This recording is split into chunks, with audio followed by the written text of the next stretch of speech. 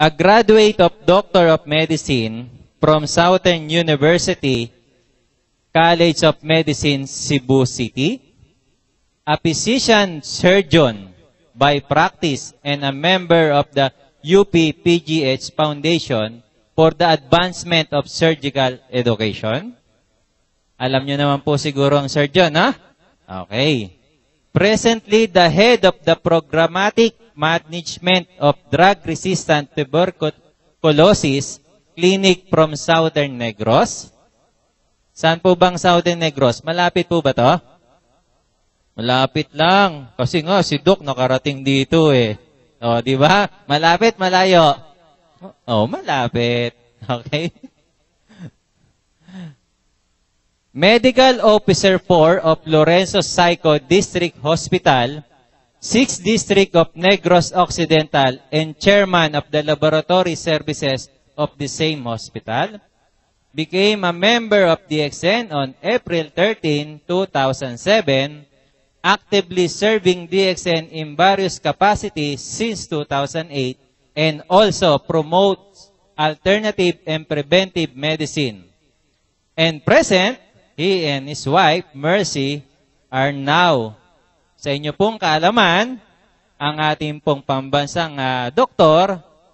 Imagine, no? Hindi lang po sa pagtuturo at pagbibigay kaalaman about sa ating mga DXN product, palakpakan po natin kasi siya po ay isa pong Service Center Director of DXN Libertad Bacolod. Palakpakan naman natin si Doc. I-announce ko na rin, bago ko po papuntahin si Doc, kayo po ay invited sa kanya pong opening ng kanyang pong Service Center Director sa July 19.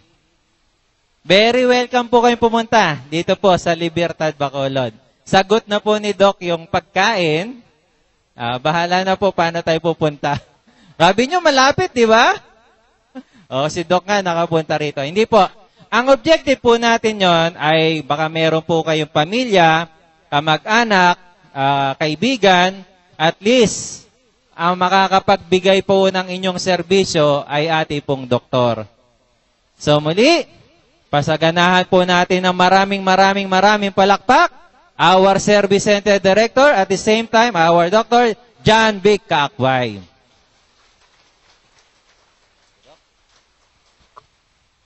Salamat po, Sir Mel.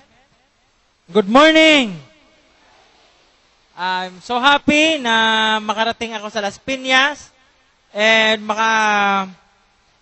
maibabahagi ko sa inyo ang mga nalalaman ko tungkol sa magandang kinabukasan at mga magandang naidudulot ng mga produkto ng DXN para sa atin.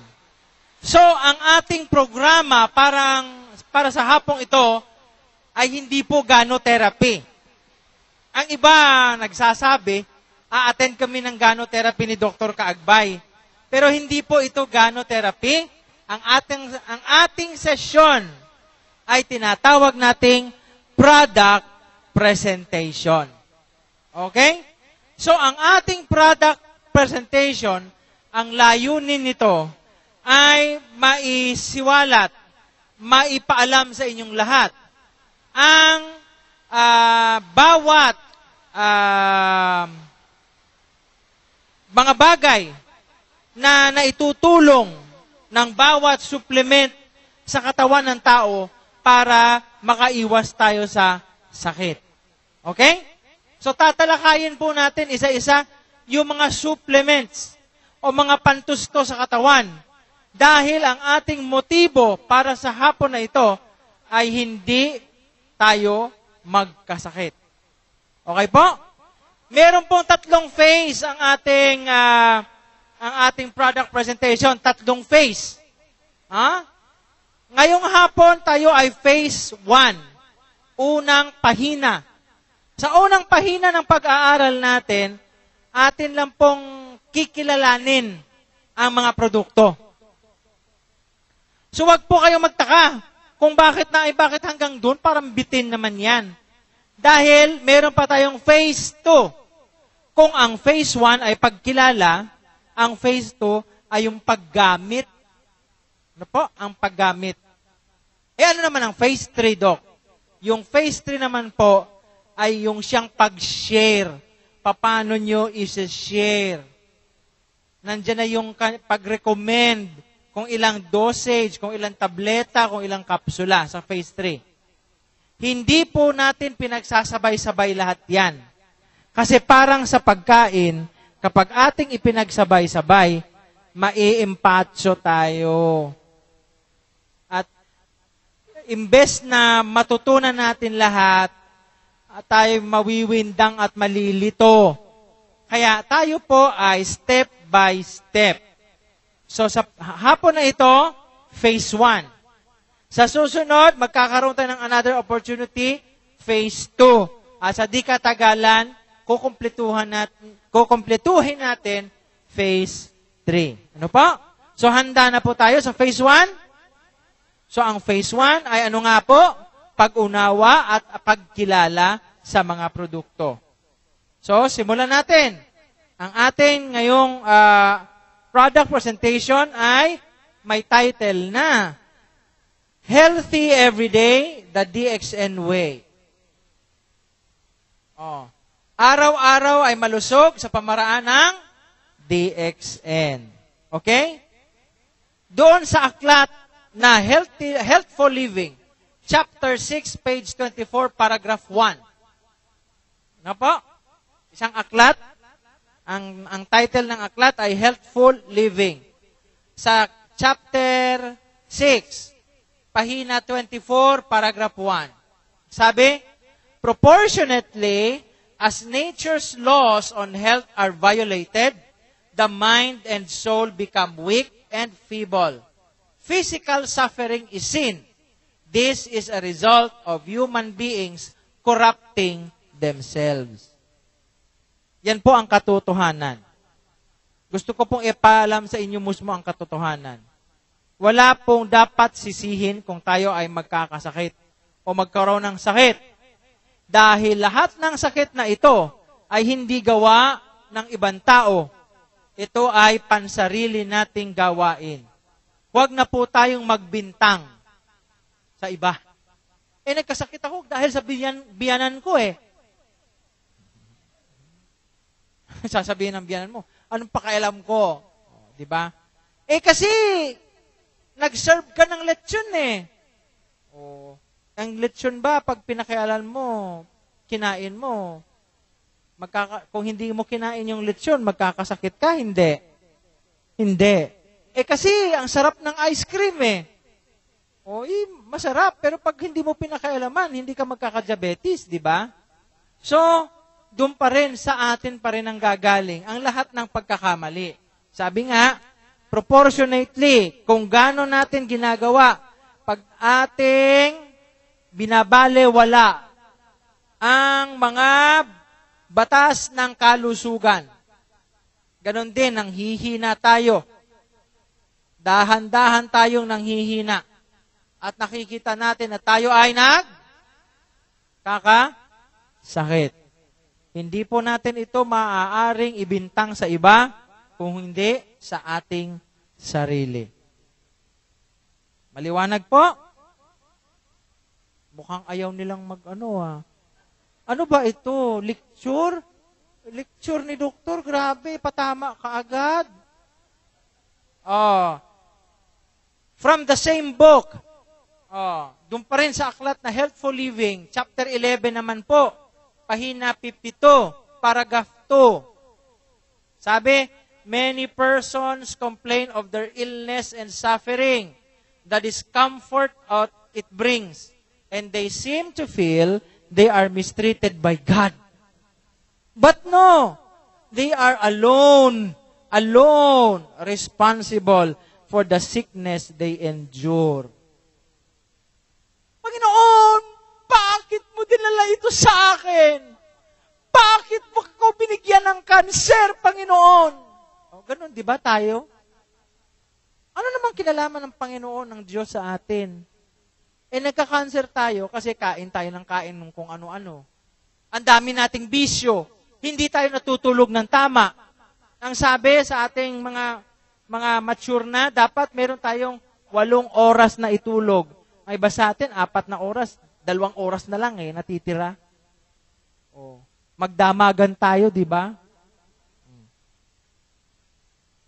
Oh, magdamagan sa Tagay!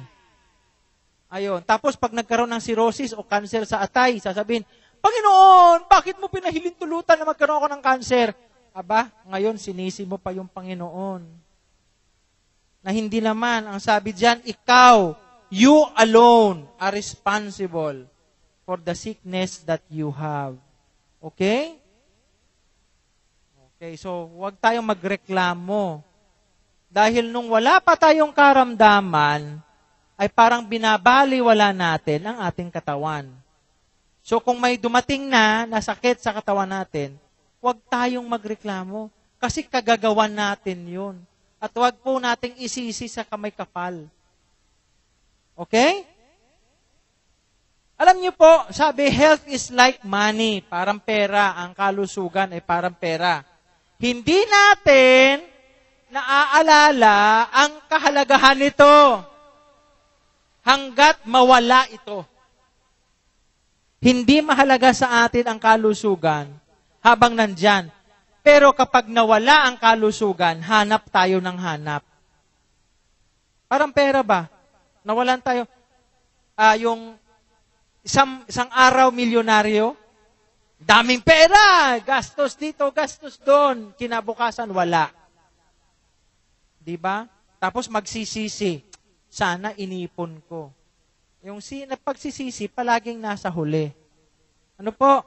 Kaya tandaan, ang pinakamahalagang kayamanan sa buhay ay ang kayamanan ng kalusugan. Bakit?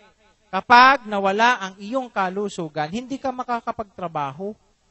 At kapag hindi ka makakapagtrabaho, wala kang hanap buhay. Maliban na lamang pag malami kang alalay. Di ba? Ganun pa rin.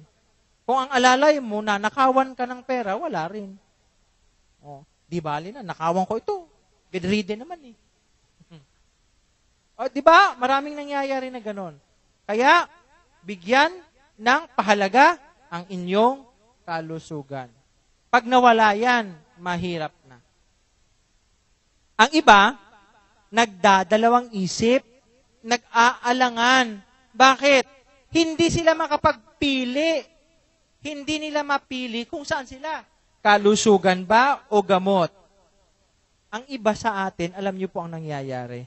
Pagdating po ng ating retirement, ang ating mga benepisyo at yung tinatawag nating, anong tawag doon pag nag-retire ka? Pension, ay napupunta lamang sa paggagamot. Totoo po? Gagapurit na pension galing sa SS o sa GSIS, tapos ibibili mo pa ng tinatawag na maintenance. Di po ba? Ayun. Kaya, ngayon pa lang, mag-isip tayo. Habang hindi pa tayo napapapunta sa puntong yaon, ay dapat tayo isipin natin, balansehin natin. Kaya nga sa negosyo, may tinatawag na cost, risk, and benefit. Mahal ba? Oo nga, mahal nga. Pero, ano bang benepisyo makukuha ko nun? May risk ba? Pag ang sasabihin mo, tsaka na ako, maghahanap buhay muna ako ngayon, pabayaan mo yun, wag mo, ano lang yan pandagdag lang yan, panggastos at pandagdag lang dyan sa gastusin at budget ang DXN, wag muna ako mag-DXN. Mag-ipon muna ako. Nag-ipon ka. Dumating ang panahon sa pag-iipon mo, hindi mo naalagaan ang iyong katawan, nagkasakit ka, nagkaroon ka ngayon ng paggagamot. So, ang cost ng paggagamot, mura o mahal? Mahal. Ano ang risgo? Ano ang banta? Kahit anong gamot mo, mamamatay ka pa rin. At hindi ka gagaling. Sinong gumaling dito sa high blood? Taas ang kamay. Wala. Alam ko, walang magtataas ng kamay. Bakit? Dahil kung totoong gumaling ka sa iyong high blood, dapat wala kang maintenance. Alam mo, minsan, yung ibang mga kasamahan nating mga doktor, katulad ko, medyo may pagkasinungaling. Gagaling ka niyan. Inumin mo itong gamot na ito, gagaling ka. Pero hindi. Kinabukasan sabi mo, bakit ganun pa rin pakiramdam ko? Sasabihin ay mag-maintenance ka. Kung totoong gumaling ka, bakit araw-araw may maintenance ka? Ibig sabihin, hindi ka gumaling. Ano po? Benefit. Anong benefit ng gamot mo? Anong benepisyo na dinulot ng gamot mo? Paggagamot sa'yo? Wala. Ano po? Ganun pa rin. Nagkakaroon ka ng tinatawag natin na side effect sa katawan, nasisira lalo ang katawan mo. At sa huli, sasabihin mo, sayang, imbes na ininvest ko yung aking pera sa DXN, na i-invest ko tuloy sa St. Peter. Tingnan nyo po, ganun po yun ang problema. Di po ba? Yes, may iba sa atin sasabihin, hindi, ganun pa rin, kailangan pa rin magpatingin sa doktor. Tama po, kailangang magpatingin sa doktor. Pero mas magaling kung hindi pala palaging magpapatingin sa doktor. Sabi, yes, maintaining your health seems expensive. Ayaw kong mag-DXN. Kasi ang pag-maintain ng aking kalusugan, ganun din pala, malaking investment din. Oo, tama. Pero pag pumunta ka sa doktor, ganun pa rin, dodoble ang iyong gastos. Ganun pa rin. Yung tatay ko dinialysis Kasi pinilit ng doktor mag-dialysis, namatay pa rin. May nakuha ba kami? Wala. Namatay ang tatay ko sa pagdadialysis. Ang doktor, may nakuha? Oo, limpak-limpak na pera. Kasi kahit comatose na, idadialysis pa. Biro mong kawalang yaan yun. Di ba? Kaya ganun yan. Huwag nating initin na dadating hantong tayo dun sa punto na pupunta tayo sa doktor. Kung loko-loko din ang napuntahan mong doktor, yung sasabihin sa'yo, ito, maraming pera to. Mareresetahan ka sa katutak. Di ba? Ganun din. So, isipin po natin, saan po kayo mag-i-invest? Sa inyong kalusugan? Sa panahon na hindi pa kayo nagkakasakit? O dun sa gamot kung saan nagkaroon na kayo ng sakit? Pero, walang assurance na ikaw ay gagaling. So, tatandaan po natin yan. Dito po sa aklat ng isang doktor, si Dr. Ray Strand, ring doktor of medicine. Alam mo, ang pagkakamali ng ibang doktor, nilalait na nila, pag halimbawa katulad ko na doktor din, ay seminar ng patungkol sa mga herbo at alternative medicine. Ang tawag sa amin, mga sira-ulo na doktor. Quack daw. Pero sir, hindi ako tatanggap na quack doktor ako. Bakit? May lisensya po ako. Graduate ako ng doktor, surgeon ako, nag-training ako sa UP. Pero nakita ko po ang kagandahan ng herbos. Kaya hindi po ako quack. Kaya hindi ko gusto yung halimbawa, may doktor, lalaitan kami. Ano bang pinasok mo? Pinasok ko kasi ayaw kong mamatay kaagad katulad mo. Ito, doktor din. Si Dr. Strand ay isang doktor sa Amerika. Sabi ni Dr. Strand sa kanyang aklat, what your doctor doesn't know about nutritional medicine may be killing you.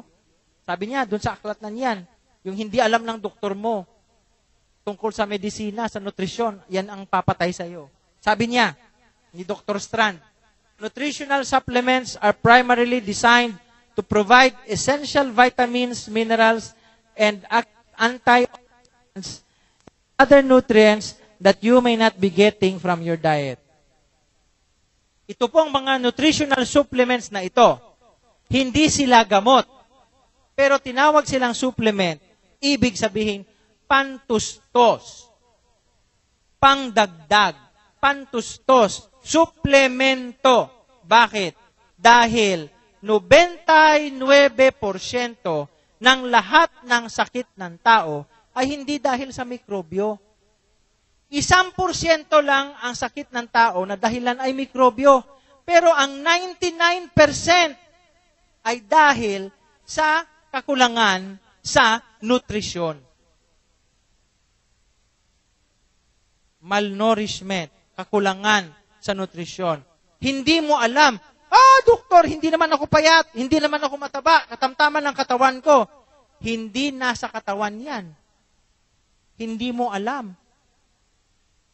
Hindi mo alam, baka malnourished ka, kinukulang ka.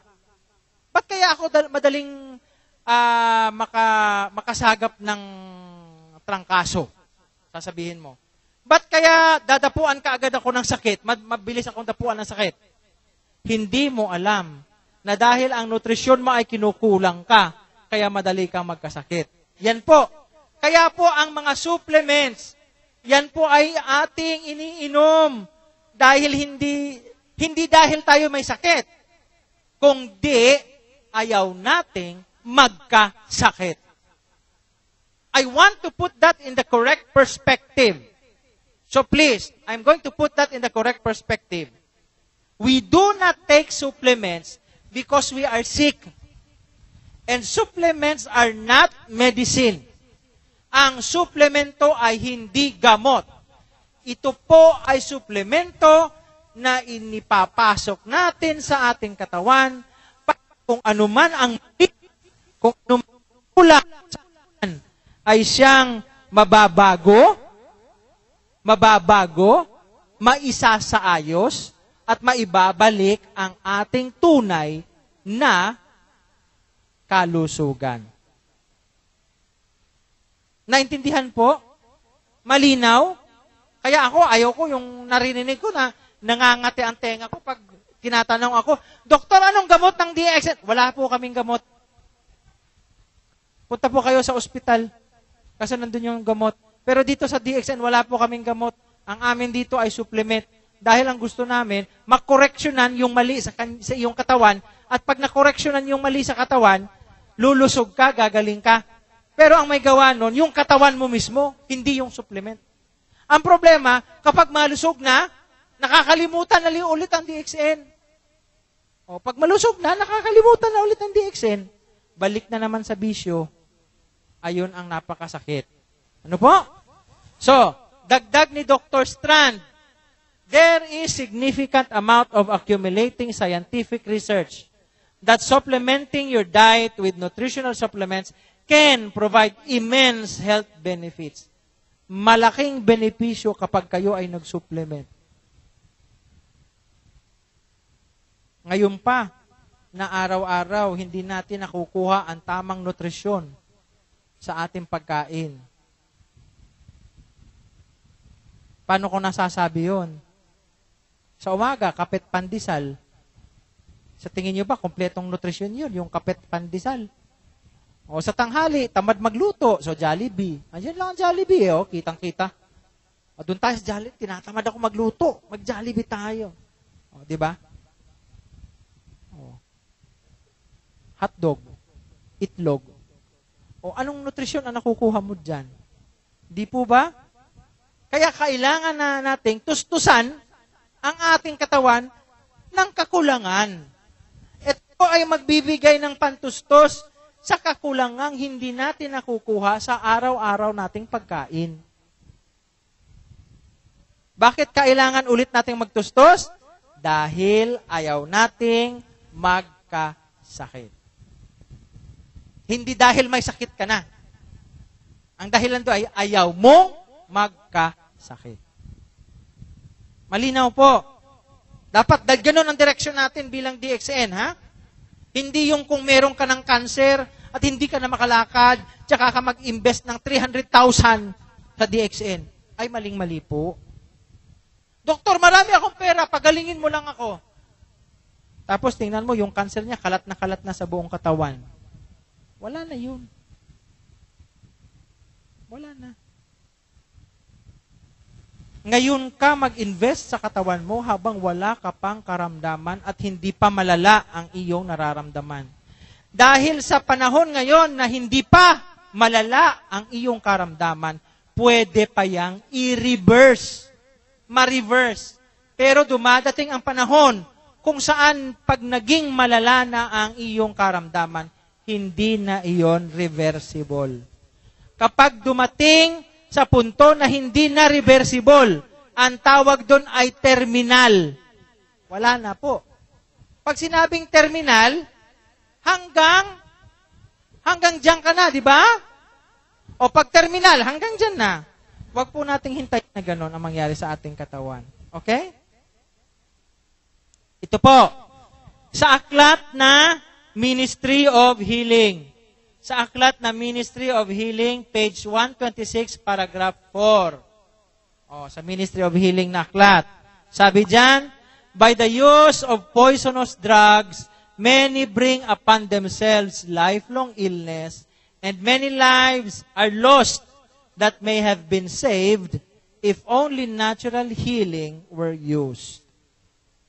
Sa paggagamit po natin na mga nakakalasong gamot. Andiyan, malinaw. Nakakalason na gamot. Marami sa atin ang nagdadala ng ating kamatayan at pangmatagalang sakit. Dahil itong mga gamot na ito may tinatawag na side effects. At itong mga side effects na ito, gagaling ka lang sa isang bahagi ng katawan mo, pero yung sakit mo ay ililipat niya naman sa kabila. Katulad ng kapag kayo ay inom ng gamot para sa high blood. Ang inyong high blood ay nawawala, pero sa kalauna nasisira naman ang iyong kidney. Gaya ng nangyari sa aking ama. May sakit siya sa puso. Binigyan siya ng mga gamot para sa sakit sa puso, para bumaba ang high blood, ganon. Pero sa huli, namatay pa rin siya. Ano, sa sakit sa puso? Hindi. Sakit sa kidney. Bakit? Nasira yung kidney dahil sa paggagamot. Ganyan yon. Ang iba sa atin, matitigas ang ulo. Bakit? Sasabihin, hindi ko kailangan mag-supplement.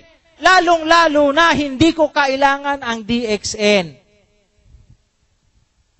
Ganon. Pero pag nagkasakit ka na, yung pera mo, ubos din sa paggagamot. Kulang pa. Di ba? Ganon. Kaya, dito, again, sasabihin ko, think about your investment. Pag-isipan mo kung saan ka mag-i-invest ngayon. Ngayon bang malusog ka pa? O yung may sakit ka na? Isiping mabuti. Ngayon, meron po tayong apat na bagay galing sa Harvard University. Ito po ay galing sa Harvard University. Maaaring hindi nyo po binibigyan ng diin o hindi nyo binibigyan ng madiin na konsiderasyon ang sinasabi ko. Pero dadating ang panahon na sasabihin nyo ay tama pala sinabi ng doktor. Doon sa Harvard Health Publication ng Harvard University, sabi doon, bakit kailangan nating magtustos o magdagdag ng supplement sa ating pagkain? Ang una-una pong dahilan ay, sabay-sabay po nating sabihin, number 1, go. For nutritional balance.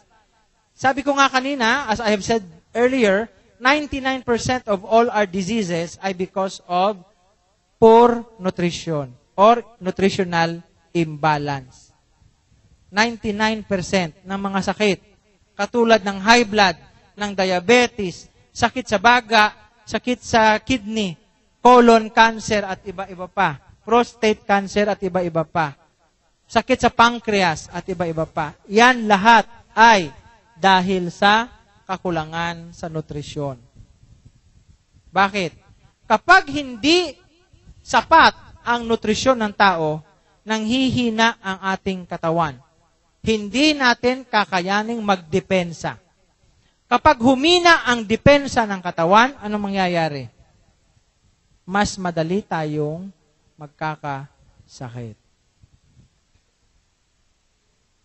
Ganun po. Kaya napakahalaga ng sapat at kompletong nutrisyon. Number 2 po, pakibasa, go. Para maging mabagal ang pagtanda. Oh, totoo yun. Alam niyo po, natatawa kayo sa akin, pero sasabihin ko sa inyo, bakit tayo nabibilis ang pagtanda?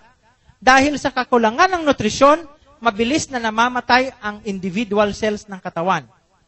Kapag mabilis ang pagkamatay ng individual na cells ng katawan, mas mabilis tayong tumanda.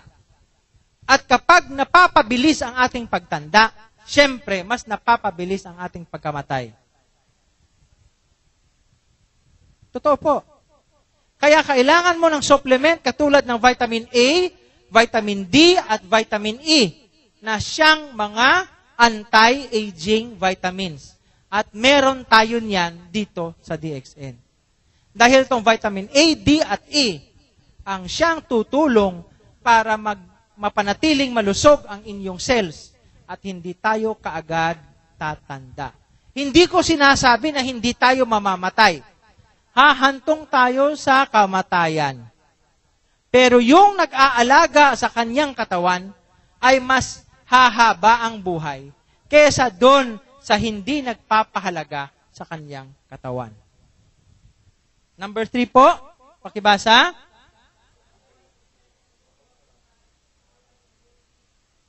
To avoid stressful compromise to our immune system. Merong tinatawag na stress. Ano po ang stress?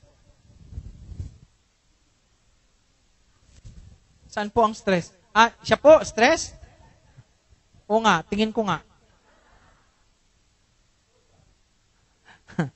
Ano ang stress? Sige nga po. Ano ang stress? Dapat malaman natin ang totoong definition ng stress. Sobrang pagod. Anong uri ng pagkapagod? Ang pagod na hindi ka makapag-isip at hindi ka makagalaw. Pag sinabi mo ikaw ay pagod, ngunit nakakapag-isip ka pa ng iyong gagawin, hindi yun stress. Pero kapag ikaw ay pagod at hindi mo alam ang gagawin, yan ay stress. May mga panahon na sasabihin natin, ayokong mag-isip. Ibig sabihin nun, stress ka na. At yung stress na yan, ang number 1, pangunahing magbabagsak ng tinatawag mong immune system. Ano po ang immune system? Ano po ang immune system? Mahalaga sa bawat DXN member na malaman kung ano ang immune system. Sasabihin ng mga tagalabas, immune system kayo ng immune system. Ano ba yun? O sige nga. Ano yun? Doktor ng katawan? Saan ang pamaraan?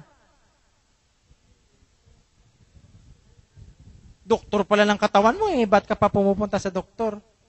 May doktor ka pala sa katawan mo eh. Ano? Siguro ang pinaka malapit at pinaka mas naintindihang definisyon ng immune system ay yan ang ating panangga sa katawan. Yan ang ating depensa ng katawan. Na kung mataas ang immune system,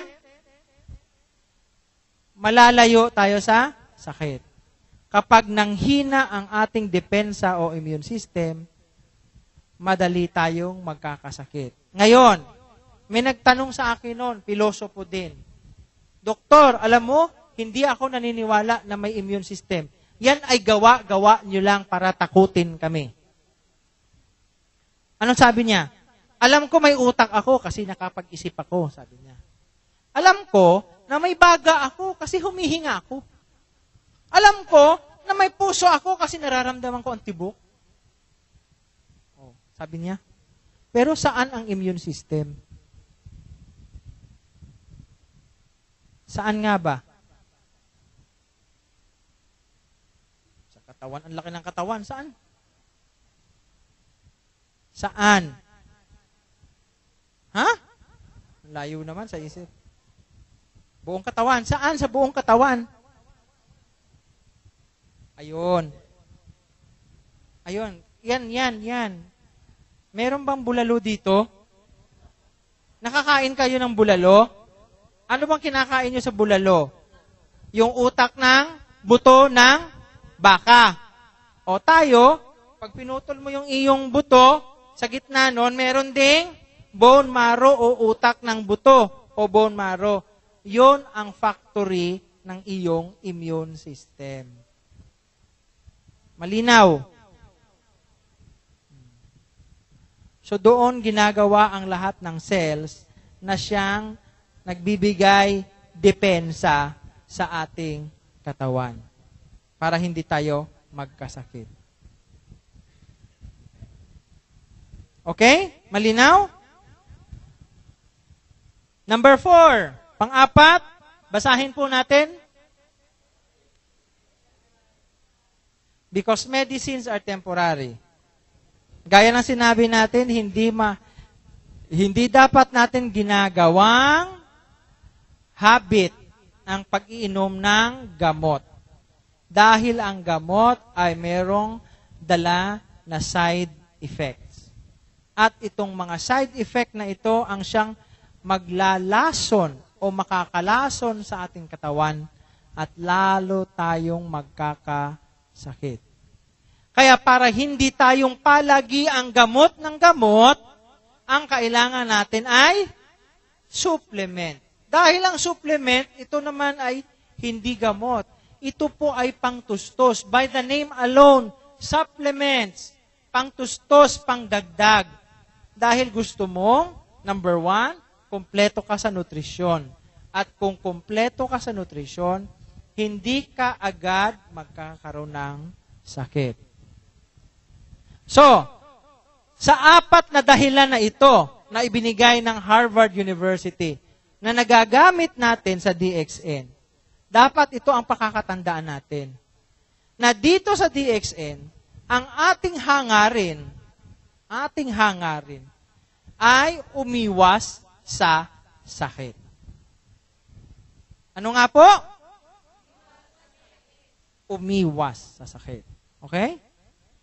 So, unahin na natin. Sabi ko, phase 1 tayo. Ang phase 1 ay introduction lang ng mga produkto. Okay?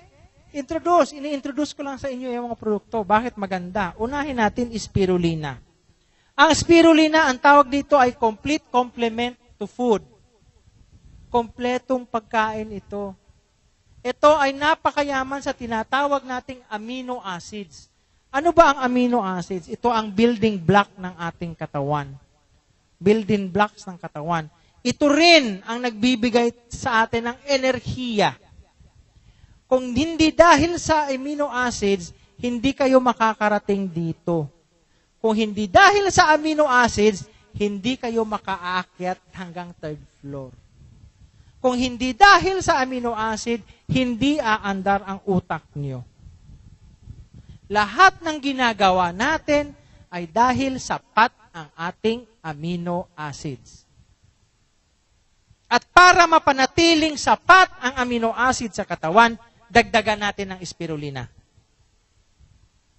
Sa normal na tao, ang kinakailangan lang natin para magawa natin ang ating pang-araw-araw na galit sa akin. Kinilugan ako. Okay. Sa pang-araw-araw, sa normal na gawain pang-araw-araw, ang nauubos lang ng katawan ay 30% ng energy. 30 to 37%.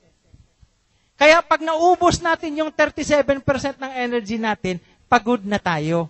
Ang tawag doon, fatigue. Pagod. Fatigue.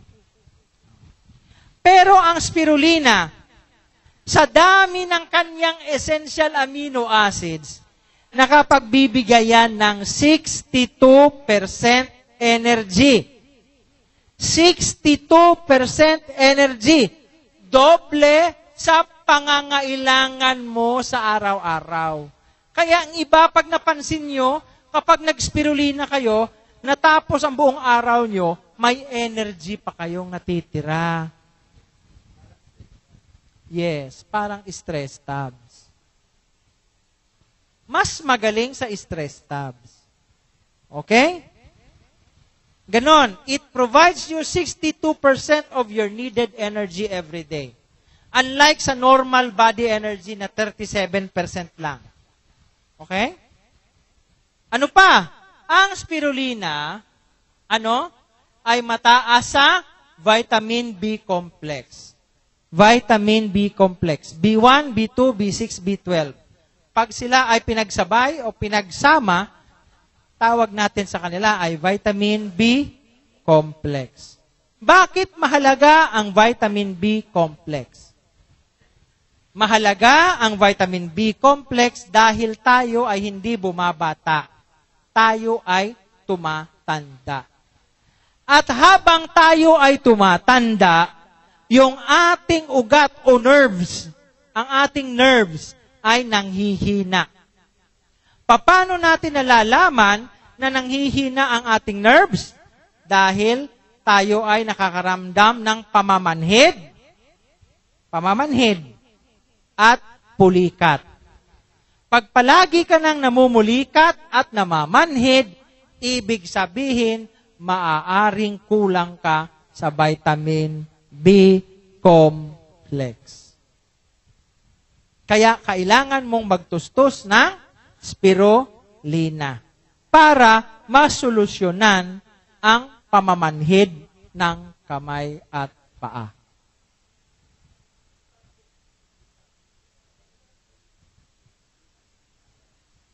Iba po yun. Iba rin yun. Nervous spasms po ang pinag-uusapan natin. Okay. Nerves. Yes. Peripheral nerves. Okay.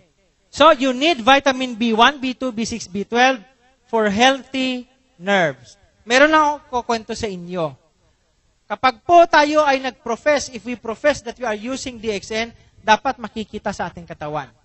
Ito yung isang ikwento ko sa inyo, ha? Totoong kwento ito. Sa Cebu, merong lumapit na dalaga sa akin. Sabi niya, naku, doktor, alam mo, ang spirulina, kinakain ko yan. Nauubos ko 10 tabletas ng spirulina araw-araw. Sabi niya, totoo man, doktor. Tingin ako sa kanya. Parang hindi ka naniniwala.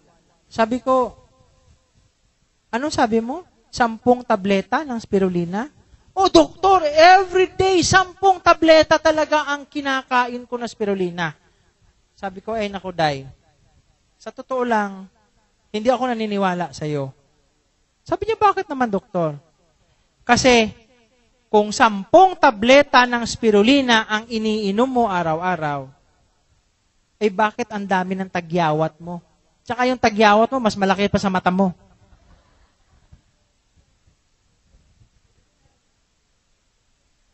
Alam niyo po, ang spirulina, mainam sa vitamin B6. Yan o, vitamin B6.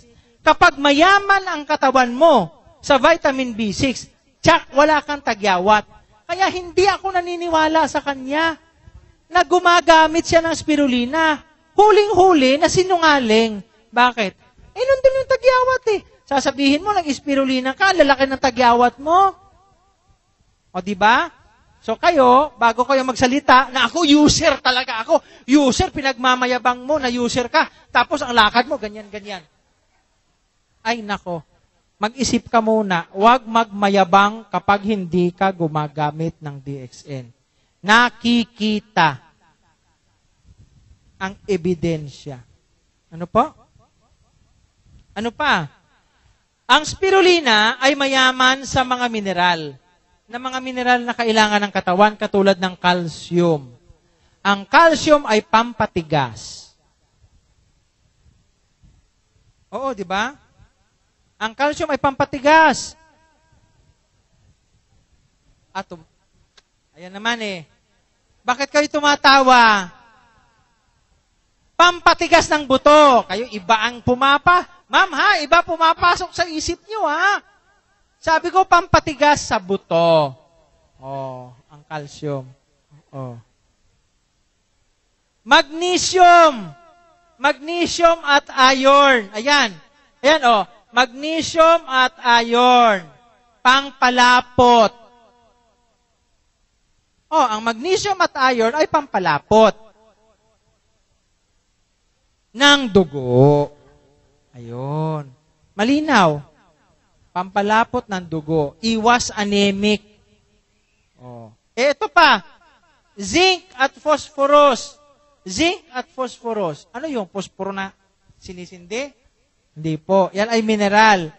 Ito po ay nagpapalakas sa ating baga at puso. Baga at puso. Zinc at phosphorus. Kung kulang ka ng phosphorus, lalo na yung mga bata, pag kulang sa phosphorus, kita nyo, hikain. Ganon. Kaya, ito nga, ang tawag sa spirulina ay complete complement to food. Dahil lahat ng kailangan mo sa iyong pagkain, nandyan na sa isang bote, isang kapsula ng spirulina. Nandyan na. Amino acid, energy, vitamin B complex para hindi manghina ang ugat, mga mineral para mapatibay ang ating buto, ang ating baga, at makaiwas sa pagka-anemic. Andyan na lahat Andyan na lahat. Yan ang kagandahan ng spirulina. Pero hindi lang hanggang dyan ang spirulina. Alam niyo po, ang spirulina ay a very effective blood alkalinizer. Anong ibig sabihin ng blood alkalinizer? Yung nagpapa-alkaline sa blood. Bakit po kailangang alkaline ang blood? Ang tao po na acidic ang dugo, yan ang mga taong nagkakasakit. Okay? Ulitin ko po. Ang taong acidic ang dugo, yan ang nagkakasakit. Bakit?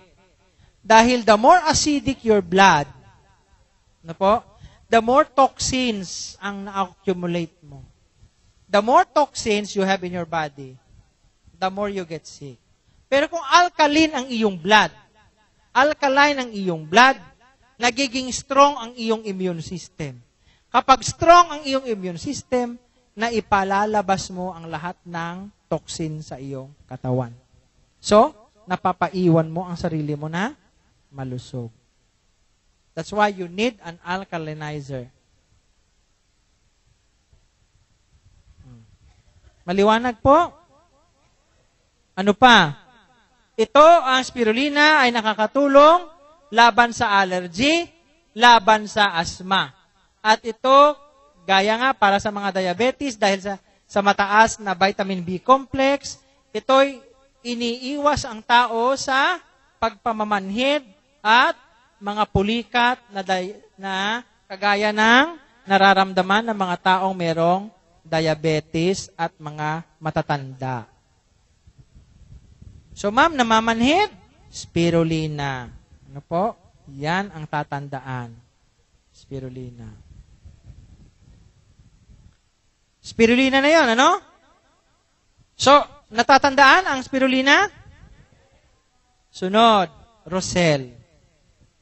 Rosel, juice at tablet. Okay. Ngayon, ang pagkakaalam natin sa Rosel ay vitamin C lamang. Hanggang doon lang ang alam natin, vitamin C. Pero alam nyo, ang Rosel ay hindi lang vitamin C.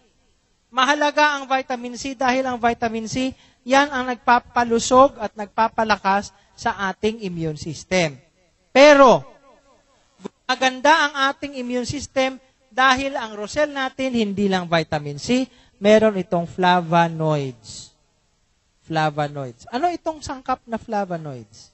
Itong flavonoids ang nagbibigay ng proteksyon sa iyong puso. Nagbibigay proteksyon sa puso.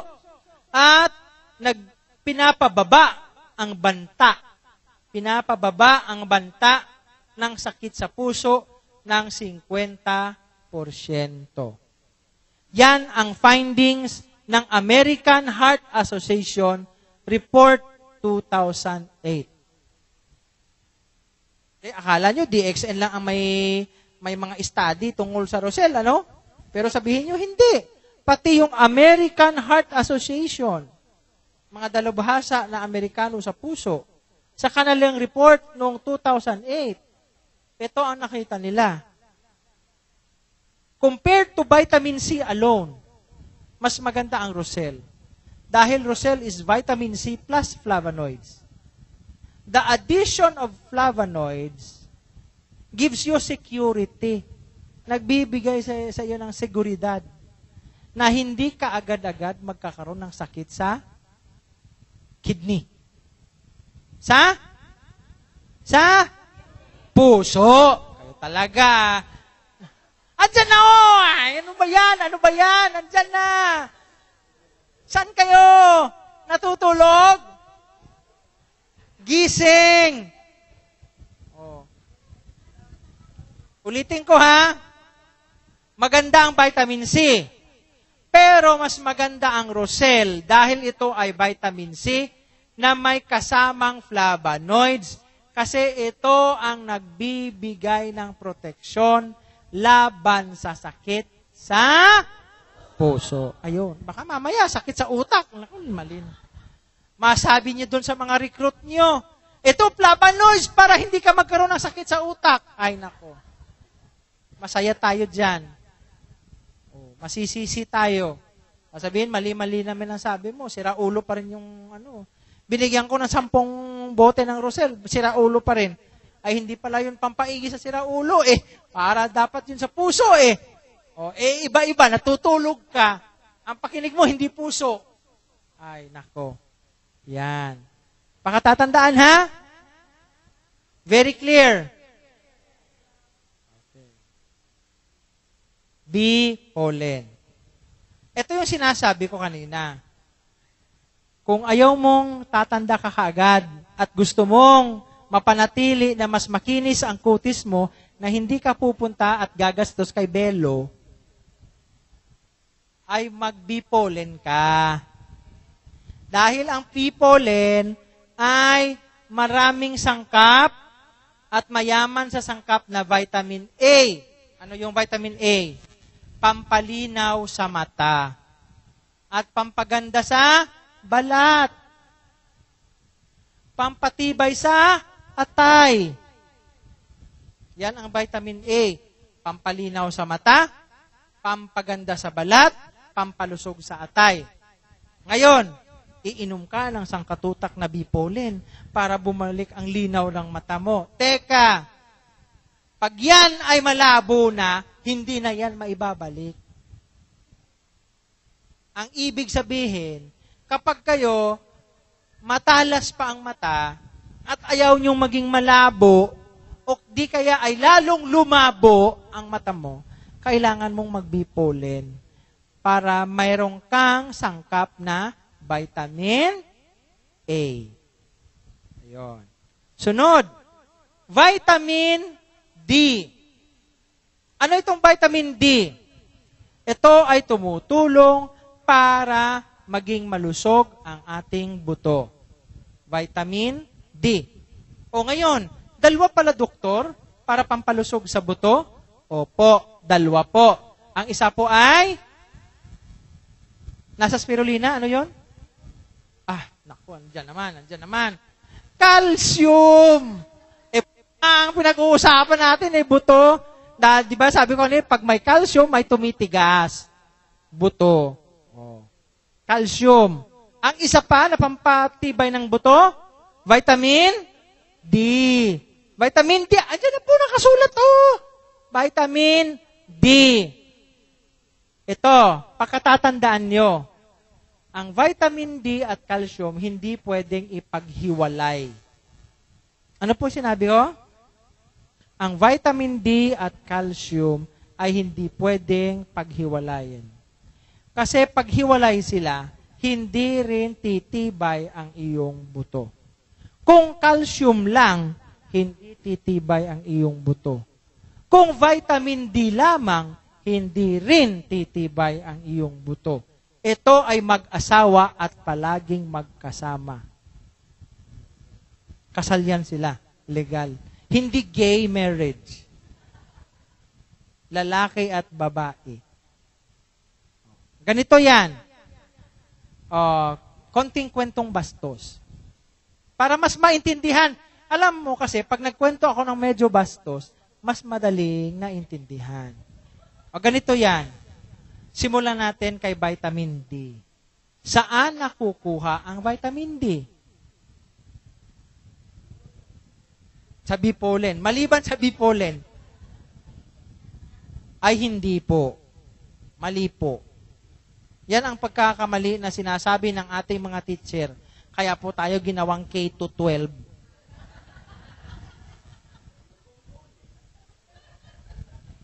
Ang vitamin D po ay galing sa ating gulay. Lalo na yung mga berdeng gulay.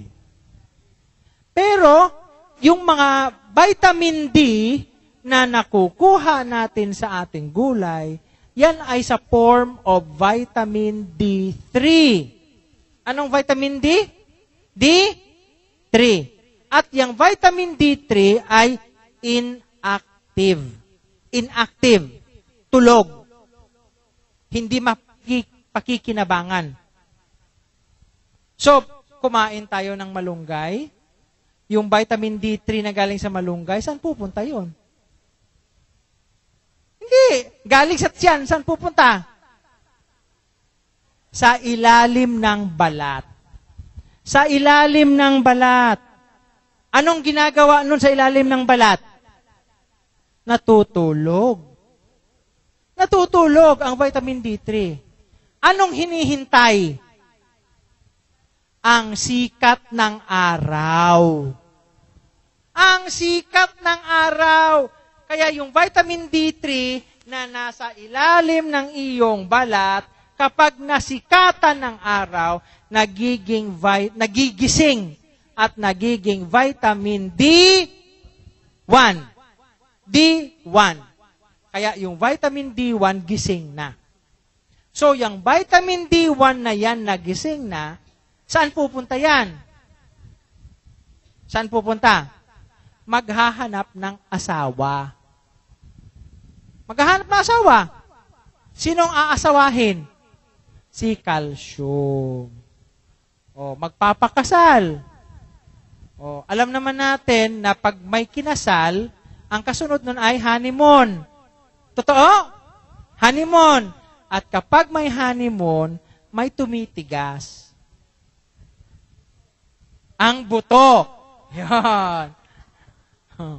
Pag nag-honeymoon si calcium at si vitamin D, tumitigas ang ating buto. Yan. Malinaw? Kaya kita nyo dyan, yung mga tabletas dyan, na calcium plus vitamin D3. Di ba? Ganun na rin. Actually, mas nauna tayo eh. Matagal na tayong may bee pollen. 1996 pa, may bee pollen na. Yung mga iba nila na, ay, ganun pala, ang vitamin D at hindi pala pwedeng calcium lang. Bakit? Kasi sabi ng mga taga-Pfizer, bakit marami pa rin osteoporotic? Palagi na kami nagbibigay ng calcium. Hindi pala pwedeng calcium lang, hindi maaaring calcium lang. Dapat may kasamang vitamin D. Ganon yon. So, ang sikat ng araw, siya lang ang pampagising para maging ang vitamin D na natutulog ay maging vitamin D na gising o vitamin D1. Malinaw? Ganon. Sir? Ang alin po? Bakit po? Mamaya po. Kasi nabasa nyo na yung lecithin. Ano po? Nauna si Sir, advance kasi si Sir eh. Ang iba kasi hindi pa advance eh. Okay. Vitamin E. Ano naman yung vitamin E? Nasa vitamin E pa tayo. Ito naman ang nagpapaganda sa ating balat at kutis. Yung vitamin E natin, yan ang nagpapatibay, ang bumibinat at nagpapaganda sa ating kutis. Gusto mo wala kang wrinkles kaagad? Dapat mag-supply ka ng mayaman na vitamin E sa iyong katawan. At sa bee pollen, maraming vitamin E para yung iyong balat ay hindi ka agad magkaroon ng kulubot. Ganon yon.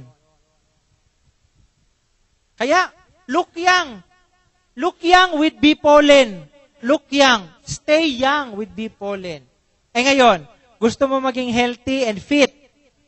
Mas sexy and fit. Ito, ang bee pollen, hindi lang vitamin A, D, at E. Ito ay may lecithin. Lecithin. Ano tong lecithin? Ito ay isang fat emulsifier or fat dissolver. Yan ang tumutunaw sa taba. Lecithin. Tumutunaw sa taba. Lecithin na nasa bee pollen, pampatunaw sa taba. Kaya ang matataba, mag-bee pollen. Ganon. Oh. Ito ay nagtatanggal ng kolesterol at sobrang taba sa ating katawan. Lecithin. Yan ang benepisyo ng bee pollen. So, malinaw po. Malinaw. Pag naintindihan ang produkto, mas madaling ibenta. Okay? Next, cordyceps. Cordyceps. Sabi, doktor, anong gagawin ko sa cordyceps? Ay mahal, napakamahal. Ang isang bote na 120 tablets, 1,940. Doktor, ang mahal naman. Pero pag naintindihan mo, ang gamit ng cordyceps sa katawan, bibilhin mo. Bakit? Number 1, ang cordyceps ay may sangkap na cordycepin. Cordypin. Ang sangkap na cordycepin, ang siyang nagpapatibay sa iyong kidney at baga. Bakit? Kasi ang kidney, atay at baga, ang siyang naglilinis sa ating katawan. Yan ang mga basurero. Yan ang mga Metro-Aid. Yan ang mga MMDA ng ating katawan.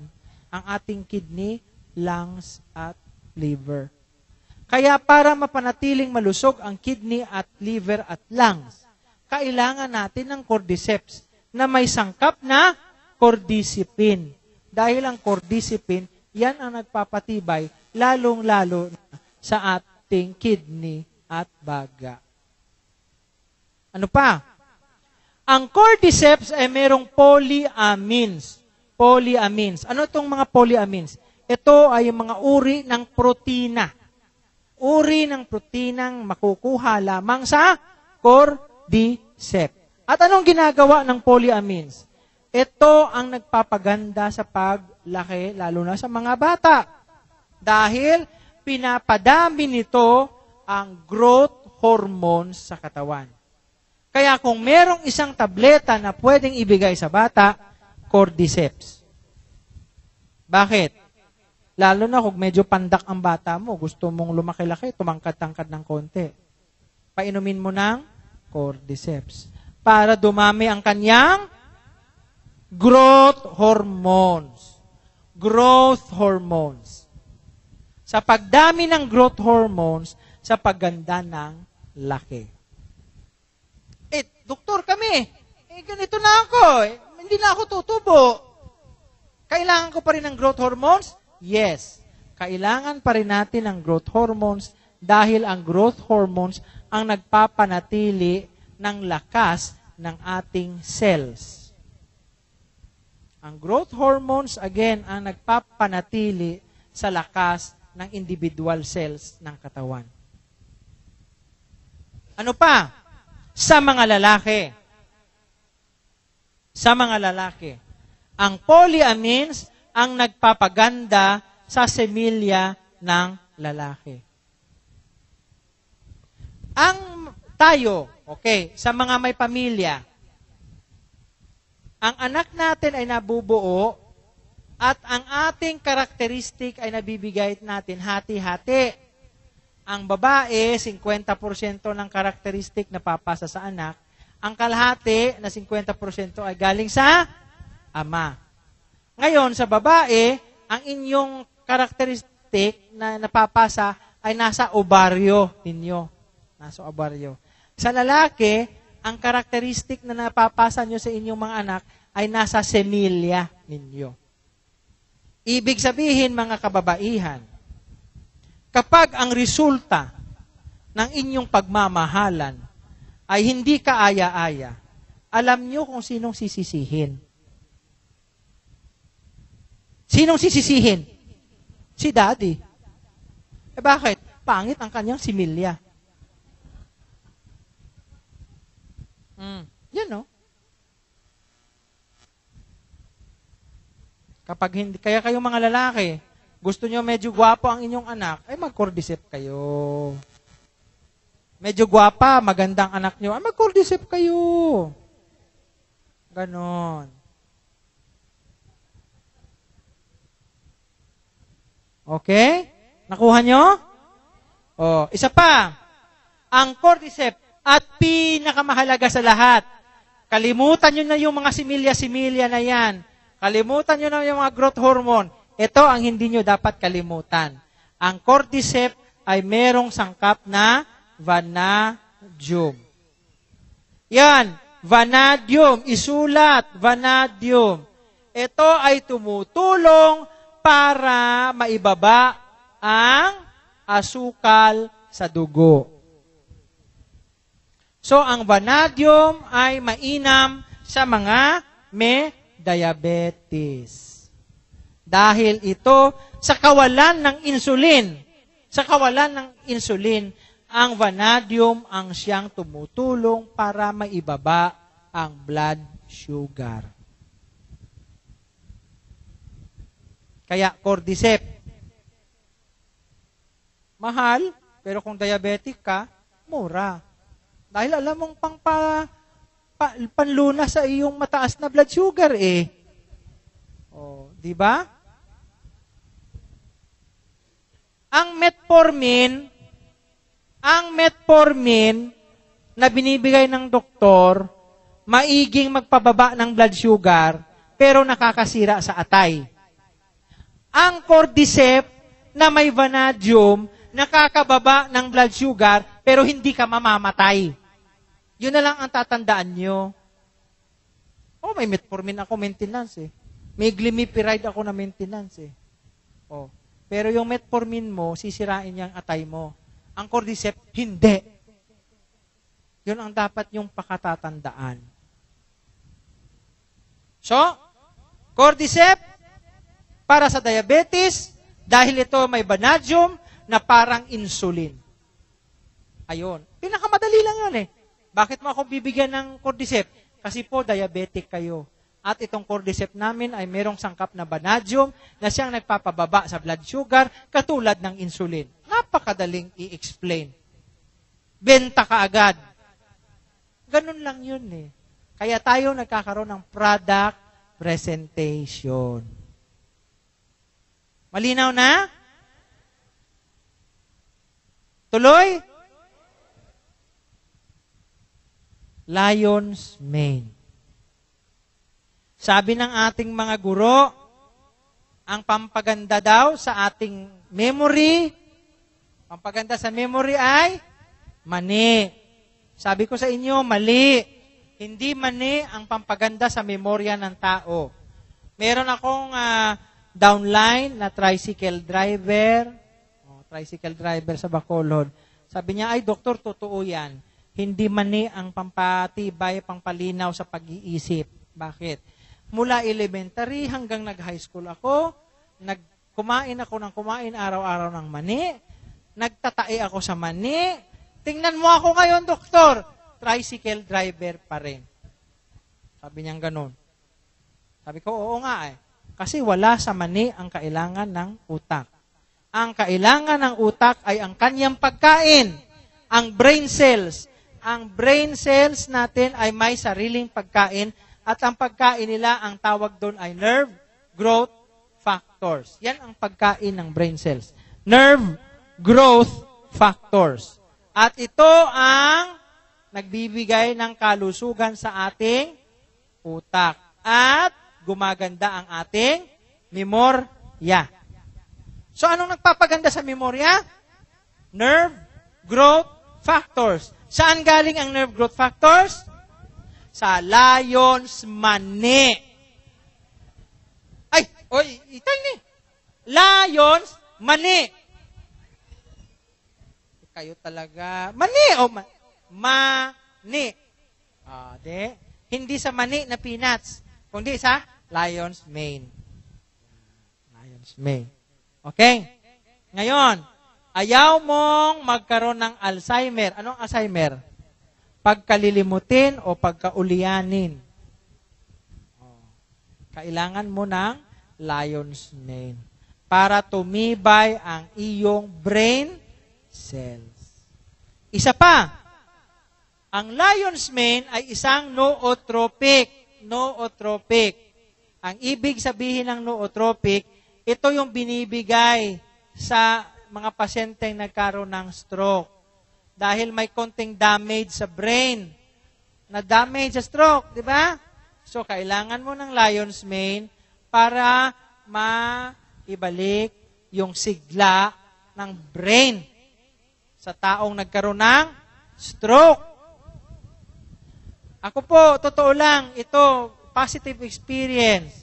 4 na po ang stroke patients ko na binigyan ko ng lion's mane. Imbes na sitikulin ang ibigay ko, lion's mane ang binigay ko. At ngayon, after 1 year, lahat sila tuwid maglakad. Hindi yung ganon. Hindi ganon ang mga pasyente ko. Tuwid, parang hindi ka na-stroke salamat po, doktor, sa lion's mane.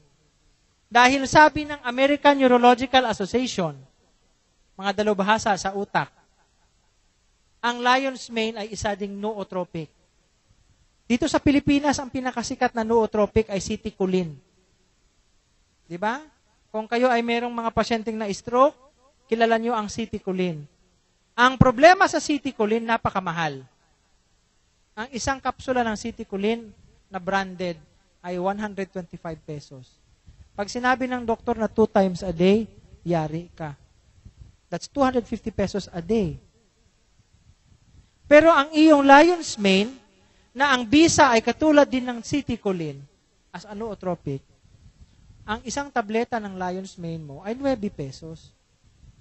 Kahit gawin mo pang 6 na tabletas yan, ilan lang na? 6 times 9. 9 times 6? 54. 54 pesos kontra sa 250 pesos. Saan ang mas mura? Ganun din naman.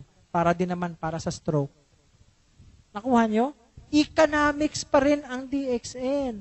So maghanap kayo dyan ng nagawa ganun. Good morning, partner. Good morning. Uminom ka ng lion's mane. Ay nako.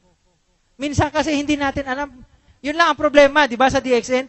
Hindi natin alam kung kanino ibibigay. Bakit ako bibili niyang sangkatutak na yan? Sige na, bilhin mo. Ba't mo ako pinipilit na bilhin yan? Points ko rin yan. Sige na. Ganon no? Ang iniisip, points. Pero hindi natin naiisip ang tulong sa ibang tao. Kasi pag inuna natin ang pantulong sa ibang tao, ang points papatak lang yan. Yan. So malinaw na? Para sa malusog na utak, lion's mane. Andro G. Ang Andro G ay may sangkap na andrographolide.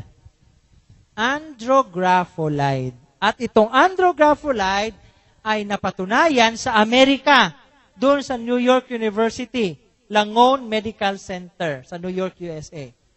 Napatunayan ng New York University na ito ay 7 beses na mas 7 beses, anong potency? Mas matibay o mas mabisa? 7 beses na mas mabisa laban sa, ano yan? Ano yung flu? English kasi nosebleed. Trangkaso. 7 beses na mas mabisa laban sa trangkaso, laban sa ibang mga gamot. Ako po, personal experience, na feel ko, napapakiramdaman ko na mukhang magkakatrangkaso ako. Uminom ako 2 kapsula lang. 2 kapsula.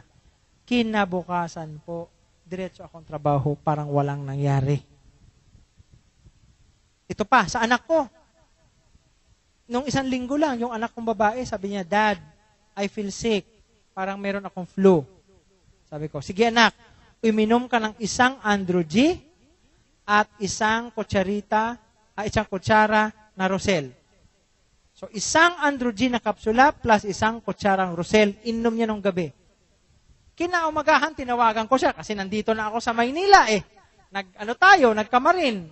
Oh, habang naghihintay ako ng aking sermon sa kamarin. Tawag ko dito, sermon eh. Habang inintay ko na mag-sermon ako sa kamarin ng DXN, tinawagan ko yung anak ko. Kamusta ka na? Sabi niya, Dad, I'm in school. Nasa school ako. Ha? Pumasok ka? Akala ko tatrangkas. Dad, wala na akong trangkaso. Okay na pakiramdam ko. 1 Andrew G lang at 1 kutsarang Rosel. Kahapon, kapitbahay ko, nag-text, Dok, nasa bahay ka ba? Yes. Bakit? Anong problema mo? Doktor, parang magkakatrangkaso ako. Meron akong low-grade fever, lagnat, at masakit ang aking likod. Mukhang magkakatrangkaso ako. Anong bibilhin ko? Huwag kang bumili. Halika sa bahay. Meron ako ditong Andrew G. Bibigyan kita. Binigyan ko siya ng 10. 10. Binigyan ko siya ng 10 na Andrew G na kapsul. Pero sabi ko sa kanya, mag-take ka lang ng 2 muna. So, nag-take siya ng 2. Kaninang umaga, 4:00, bago ako pumunta ng airport, papunta rito, kinamusta ko siya. Sabi ko, gising ka na. Ay, opo, doktor, gising na ako. O, anong pakiramdam mo ngayon? Ay, doktor, okay ako. Hindi natuloy yung aking sipon, nawala ang bara ng ilong, nawala ang sakit ng aking katawan, at hindi na ako nilagnat. 2 kapsula lang ng Andrew G. Kaya, totoo, nakaka-relate ako sa sabi ng New York University Medical Center. Totoong ito ay mabisa, 7 beses na mabisa. Panlaban sa trangkaso. At ano pa? Itong Andrew G ay magandang proteksyon. Magandang proteksyon sa iyong atay. Mas maganda kaysa sa Silimarin. Ano yung Silimarin? Ano yung pinakakilalan yung Silimarin? Liver aid.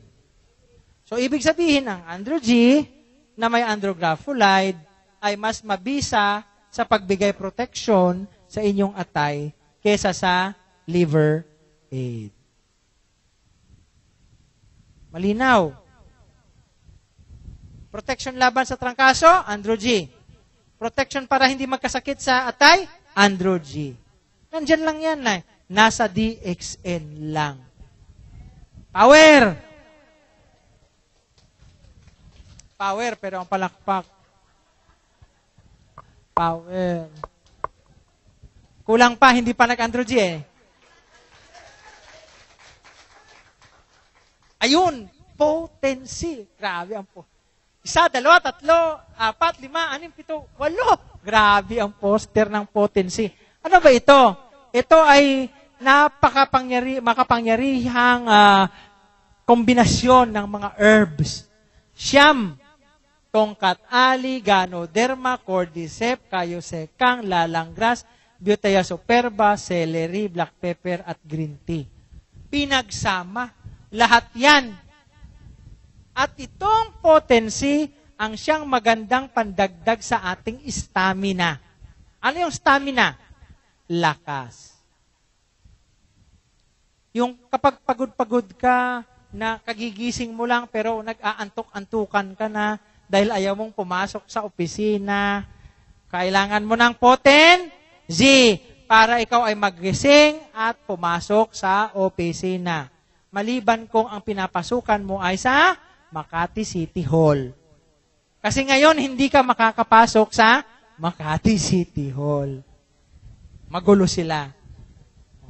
Pero kung kailangan mong pumasok sa opisina at parang inaantok ka, kailangan mong mag-potency.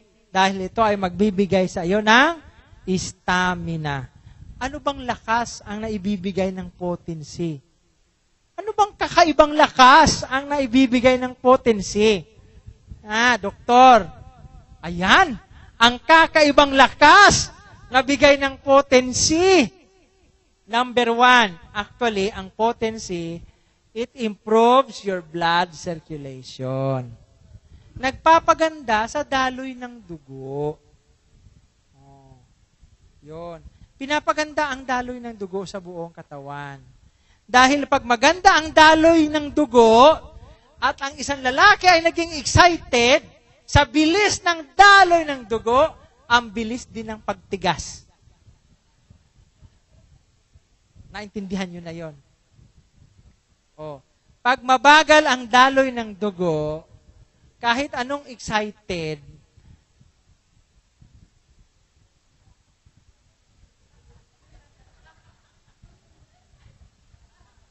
ang bagal. Titingnan pa, bilis naman. Bilis. Ang iba, katatayo lang, baba na ulit. Gayon. Kasi minsan, dahil sa pangit na sirkulasyon. Pero pag maganda ang circulation, walang bara. Walang bara kung saan-saan. Pag sabi ni Kapitan, papasok ako sa City Hall. Boom! Gigising si Kapitan. Kasi papasok na siya sa City Hall. Ayun. Ano pa? It improves kidney function and kidney health. Pinapatibay ang ating kidneys. Yan ang pinakamaganda sa potency.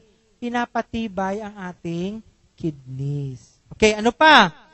Increase stamina and sexual libido. Ayun ang sabit natin. Minsan ang mag-asawa ay pagsabing, good night, dear. Yung isa doon nakaharap, isa dito. Not enough vitamins. Kailangan magpo-potency para magkaharap at magkapatong-patong. Minsan hindi na magkaharap at magkapatong-patong kasi hindi nag-potency, wala nang gana. So ibalik ang gana, mag-potency. Yan katulad niyan. Hindi lang sa lalaki ang potency, sa babae rin. Bakit? Strengthen female uterine function. Anong ibig sabihin yan? Sa mga babaeng buntis at mga nganak. Iko-qualify ko yan, mga nganak. Hindi sa kakabuntis lang, yung sa mga babaeng mga nganak na. Yung kabuanan, 8 months, 9 months. O kaya, 7 months, 8 months, 9 months. Bigyan ng potency. Bakit? Ang potency ay nagpapatibay sa matris. Bakit kailangang matibay ang matris? Dahil parang hindi masisaryan. Maganda ang pag-ire. Pag-ire niya, diretso ang ire. Labas ang baby. Hindi masisaryan. Ang iba kasi yung mga babae, ang arte, Doktor, isisaryan mo na ako. Ako sinasabi, tumigil ka dyan. Magpalabas ka muna ng 40,000. Mag-usap tayo pag meron na. Sabi kong ganun sa kanila. Iirin mo yan. Ano yung doktor? Sabi ko, 40,000. Ay, doktor, sige na, irin na ako. Diba? Pag narinig kasi yung 40,000, iirin na. Minsan ganun, maaarte. No? Ngayon, para umiri ng tama, makairi ng tama, sabihin nyo, mag-potency ka.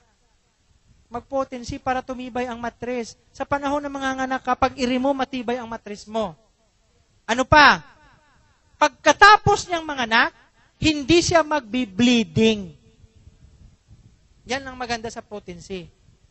Kasi ang iba, pagkapanganak, mahina ang matris, bleeding. Nararas pa kaagad. Kasi magbi-bleeding. Pero kapag nag-potency, pag-ire, paglabas ng bata, kakaunti ang bleeding. Kasi nakokontrol ng potency. Kaya ang potency, hindi lang pang bastos. Iba sa atin kasi, pag sinabing potency, bastos ka agad pumapasok sa isip. Sir,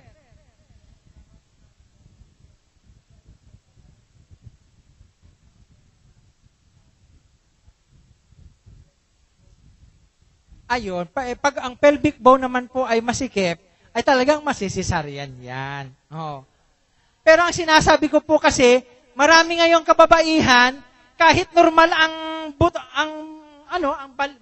balakang, ang buto sa balakang kahit normal, cesarean ako, cesarean. Lalo na yan si Chris Aquino.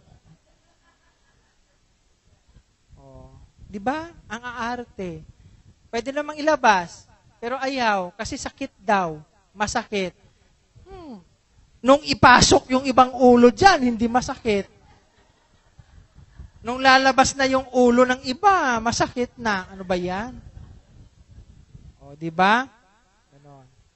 And sa mga lalaki, potency, it prevents. O, nakakaiwas tayo sa impotence. Impotence.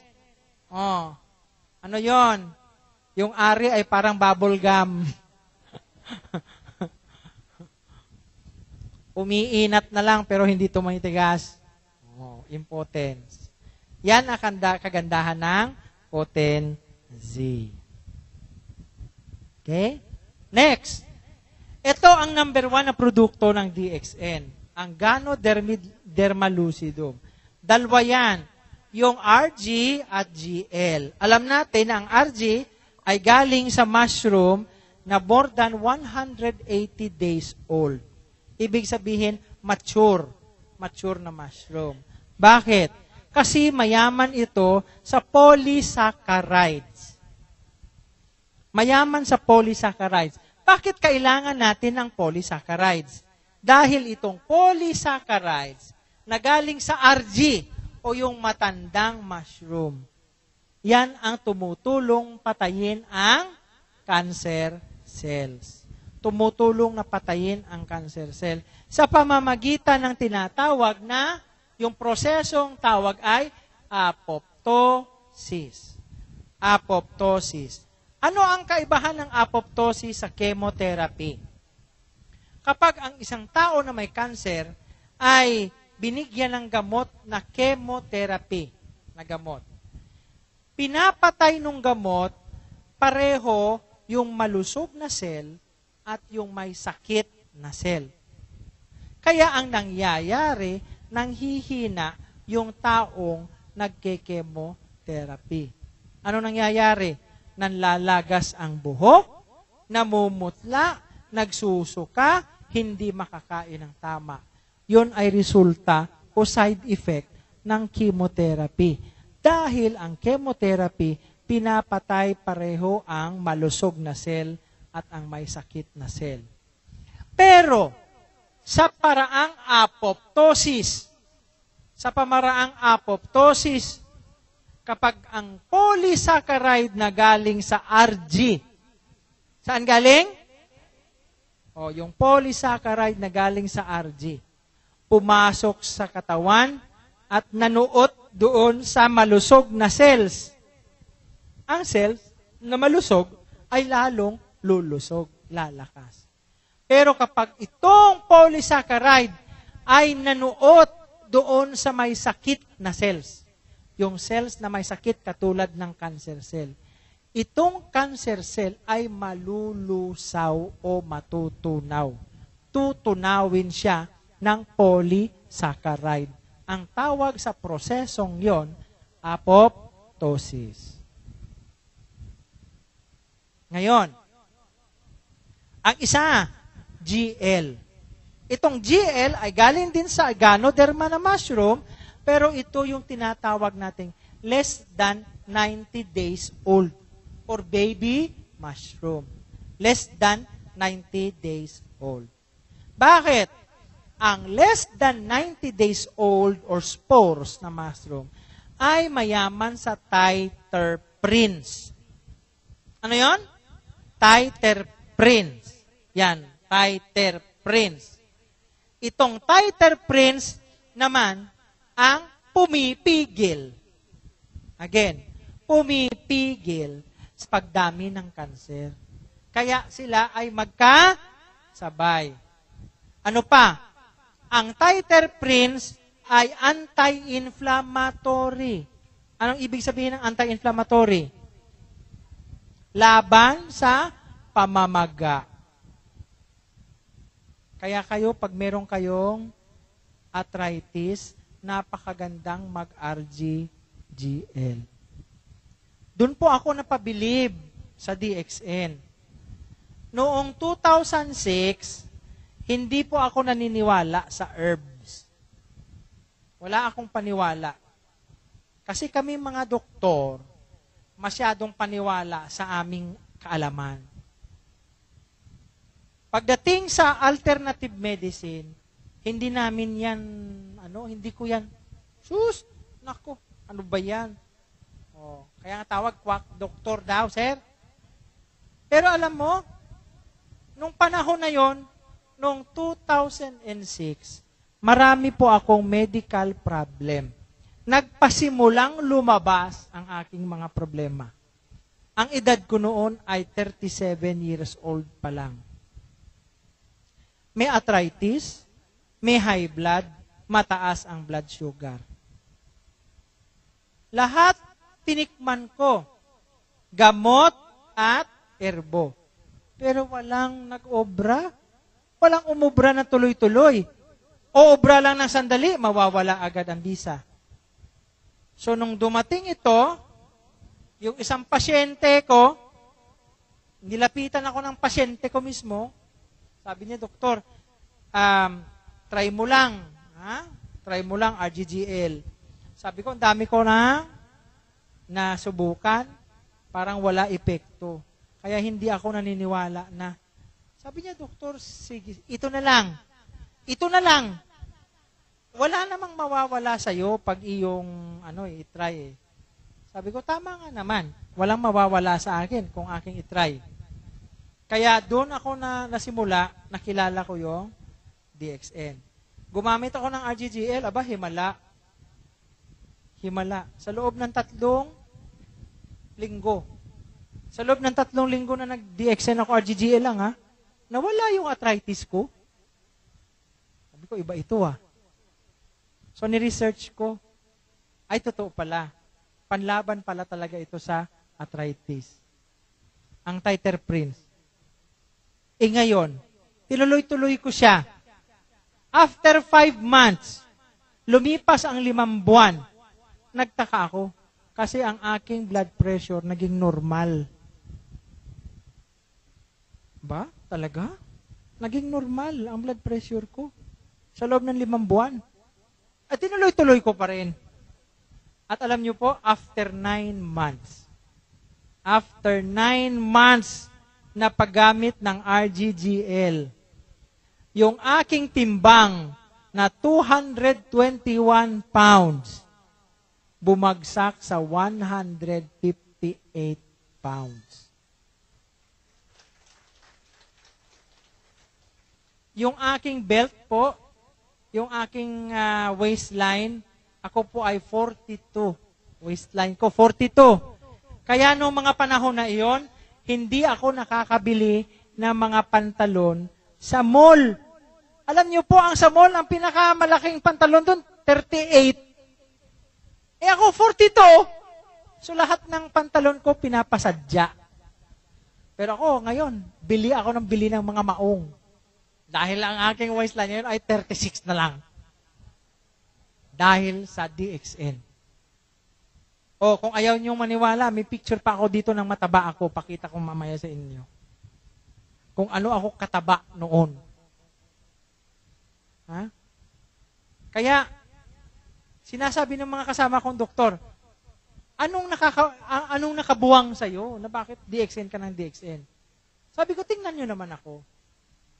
Kung hindi dahil sa DXN, hindi ako magmumukhang ganito. Laki ko kaya. Kaya ngayon, sa aking linya, tuwa ako. 7 ang doktor under ko. 7 ang downline ko na doktor. Dahil lang dyan. Ang isa pa yung tiya ko. Alam mo yung tiya ko, nakakatuwa. Kasi yung pinsan ko na nurse, anak niya, yun ang nag-member sa DXN. Ngayon, pumunta ng Thailand. Doon na nagtatrabaho sa Thailand. Naiwan niya yung kanyang 90s na battle ng DXN. Sabi mo, hindi ako naniniwala dyan eh. Pero kasi nasasayangan ako. Yun lang sa isip niya. Nasasayangan siya sa iniwan ng anak niya na RGGL. So, ininom niya. Walang reason at all. Ininom niya lang kasi nasasayangan siya. Pero ngayon, nagpa-enroll siya. Last December, pumasok siya. Nagpa-downline siya sa akin sa DXN. Bakit? Nawala ang kanyang arthritis. Hindi niya inisip na mawawala ang arthritis niya. Kanyang inisip lang ay sayang. Iinumin ko kasi sayang. Pero nung nawala ang arthritis niya, tuloy-tuloy ang DXN, sabihin ko sa inyo. Oh, ganun lang eh. Patry nyo lang. Try. Okay? Ganyan. At itong findings na ito, hindi ito DXN na findings. Ano po? Ito po ay findings ng Memorial Sloan Kettering Cancer Center sa New York. Ang Memorial Sloan Kettering Cancer Center po ay ang number 1 na ospital na nagtitreat ng cancer sa buong mundo. The number 1 cancer treatment hospital in the whole world. That's Memorial Sloan Kettering Cancer Center. At sila ay gumagamit ng Ganoderma sa kanilang mga pasyenteng may cancer. Kung ang number 1 hospital na nagtitreat ng cancer ay gumagamit ng Ganoderma, ano pa kaya tayo sa DXN? Diba? Yan. Ngayon, ang Lindsay Coffee, na siyang meron ding Ganoderma. Itong Lindsay Coffee, ito ang pinakamababa ang caffeine. Dahil sa kape, ang pinag-aawayan lang naman sa kape, ang pinagdedebatehan sa kape, ay caffeine. Pag mataas ang caffeine, nagiging ano?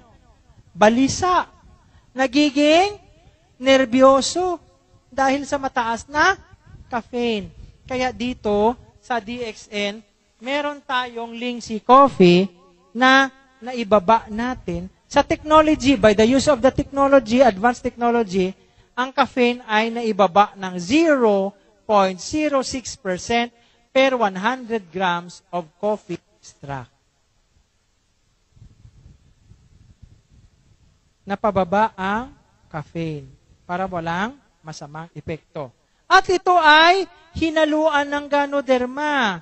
Hinaluan ng Ganoderma para mapagtibay ang immune system at nabibigyan ng oportunidad ang ating katawan na lubaban sa sakit. Yan ang ating Lindsay Coffee. Ngayon, meron din tayong Kokoshi. At itong Kokoshi ay pinaghalong Ganoderma at kakao. Bakit mahalaga ang kakao? Kasi sa kakao merong theobromine. At iyong theobromine na ito ang nagpapa-increase, nagpapataas, nagpapadami ng ating serotonin sa ating utak. Bakit ba kailangan mong mas mataas na serotonin sa utak? Para ang iyong behavior at ang iyong mood, ang modo at ating galaw ay makontrol. Minsan tayo, pagising sa umaga, talagang nakagaw na. Ay, good morning. Good morning ka dyan? Ganon ka agad. Wala na sa mood. Ibig sabihin, mababa na ang serotonin sa utak. Para maging mataas ang serotonin at hindi yung pagising, good morning. Hi, good morning. Nakapag kape at nakapag Kokoshi. Yan. So, to help control your mood and behavior, you need Kokoshi. Again, flavonoids. Ang Kokoshi, meron ding flavonoids. Protection sa puso at sa utak. Para hindi kayo magka-brain damage at magka-heart attack. Lalo na yung mga bugnutin. Yung mga bugnutin na tao, magagalitin, malapit yun sa brain damage at heart attack. Kaya para mailayo nyo ang sarili nyo sa brain damage at heart attack, Coco Shield. Yan. Sunod. Meron tayong kape, meron tayong tsokolate. Alam niyo ang kasunod? Tsaa. May tsaa tayo. At itong tsaa na ito ay kombinasyon ng licorice, lavender, at ganoderma. Licorice, ito ang tumutulong na makaiwas tayo sa hyperacidity at ulcer. Acid at ulcer. Bakit? Ang licorice ay nagiging parang sapin sa tiyan. Sapin. Bakit kailangan magkaroon ng sapin sa tiyan? Para hindi mapaso ng asido. Dahil ang ulcer ay dahil sa asido sa katawan. Bakit kinakain ang tiyan natin? Kasi hindi natin nilalagyan ng laman sa tamang oras. So yung asido, wala siyang tutunawin, ang tutunawin niya ang tiyan mo. So para hindi magkaroon ng problema sa tiyan, mag-spikati. Kasi yung licorice, magdadagdag yun ng sapin sa tiyan, at kung dumating yung asido, yung sapin sa tiyan, yun ang kakainin ng asido, at hindi yung tiyan. Lavender. Ano ba itong lavender? Ito ay nagpaparelax sa katawan at utak. Yung tawag nating aromatherapy. Lavender. So yung lavender na inihalo sa spikati, nakakatulong na mapagparelax ang katawan at utak. At, syempre, ganoderma na siyang nagpapatibay sa ating immune system. Yan ang kagandahan ng tsaa ng DXN. Kaya kung ayaw nyo sa caffeine, ayaw nyo Dok, may 0.06% pa rin yung kape. Dito ka sa tsaa, kasi itong tsaa ng DXN, walang caffeine. Yan. Kaya, maganda ba? Maganda ba? Kaya again, ulitin ko, sa pasimula, sabi ko sa inyo, magpili kayo ng investment nyo. It's up to you to make a wise choice where you put your investment. Saan ka mag-i-investment? Sa iyong kalusugan o maghihintay ka na magkaroon ka ng sakit tsaka ka mag-invest? Nasa sayo. Basta sinabi ko na. Wala nang sisihan. Okay? The food you eat can be either the safest and the most powerful form of medicine or the slowest form of poison. So the food you eat, kung supplement ang ipinapasok mo sa iyong katawan, maaaring yan ang pinakamagaling na gamot. Pero kung gamot naman ang ipinapasok mo sa katawan mo, maaaring yan ay lason. So ikaw ang pipili. Walang makakapili. Ikaw lang. Ikaw lang. Ikaw siyang may control sa iyong kalusugan. Again, sa aklat na Health Reformer, page 29, paragraph 3. Sa aklat na Health Reformer, page 29, paragraph 3. Our physical, mental, and moral powers are not our own. It is lent to us by God to be used for His service. Ang ating pisikal, mental, at moral na mga lakas. Ibig sabihin, ang ating health, hindi yan ating pag-aari. May iba sa atin sasabihin, pakialam mo sa buhay ko. Kung ang pakialam ko sa iyo ay maging malusog ka, masama ba yon? Hindi mo masasabi sa sarili mo na, huwag kang makialam sa akin. Dahil yung katawan natin, hindi yan sa atin. Yan ay pahiram. Pahiram ng Diyos para sa kanyang serbisyo. Kaya, if we wish to have health, we must live it. Kung gusto nating manatiling malusog ang katawan, isabuhay natin yan. isabuhay ng totoo. Sa aklat na The Youth's Instructor, page 9, paragraph 1. The Youth Instructor. God is the what? Again, parang ay hindi kayo ang sang-ayon na. God is the of the whole man. Ang tao, ang pagkabuo, ang kabubuang pagkatao natin, ang may-ari niyan, ang Diyos. Oh. Soul, body, mind, and spirit.